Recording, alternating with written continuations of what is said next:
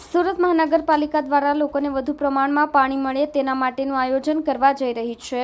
તેના કારણે હાલ રાંદેરના 8 ઝોનમાં કામગીરી શરૂ કરવાનો નિર્ણય કરવામાં આવ્યો છે.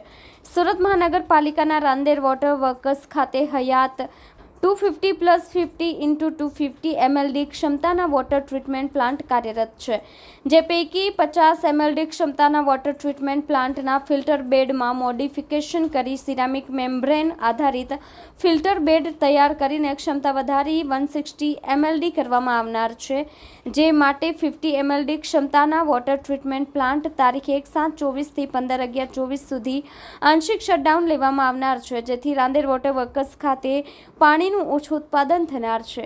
તારીખ 1/7/24 થી અઠવા વોટર ડિસ્ટ્રીબ્યુશન સ્ટેશન મારફતે અપાતા city light road, new city light road, Piplod ગામ, ઉમરા ગામ, તળ, વીર નર્મદ, દક્ષિણ ગુજરાત યુનિવર્સિટી, SVNIT કેમ્પસ તથા સદર વિસ્તારની આજુબાજુની સોસાયટીઓમાં સવારે 8:30 થી 12 કલાકમાં સપ્લાય સમયમાં ફેરફાર કરી સાંજે 9 થી 9:15 કલાક દરમિયાન આપવામાં આવશે.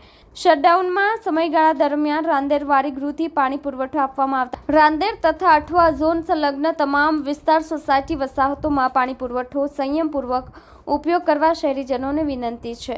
પાણીની અછત ઊભી થાય તેવી સ્થિતિ સર્જાઈ શકે છે, તેથી અત્યારથી જ કોર્પોરેશન દ્વારા લોકોને સંયમિત રીતે પાણી વપરાશ કરવા માટે સલાહ આપવામાં આવી રહી છે. હાલમાં રાંદેર ઇન્ટેકવેલ ખાતે 200 MLD અને 50 MLDના 2 પ્લાન્ટ કાર્યરત છે.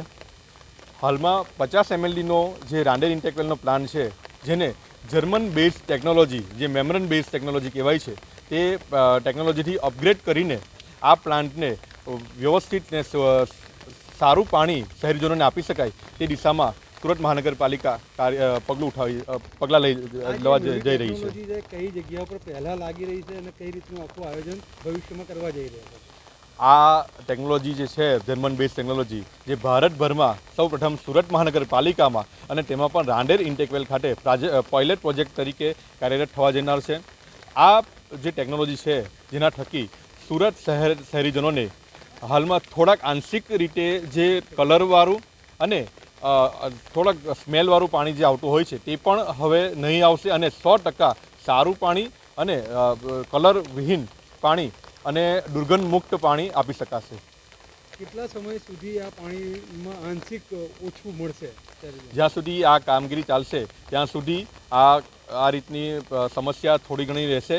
આ 1 જુલાઈ 2024થી 15 નવેમ્બર 2024 સુધીમાં આ ટેકનોલોજીથી અપગ્રેડ થઈ જશે અને ત્યારબાદ દરેક શહેરીજનોને રાંદેર અને અઠવા વિસ્તારના શહેરીજનોને રાબેતા મુજબ પાણી આપી શકાશે. ત્યાં સુધીમાં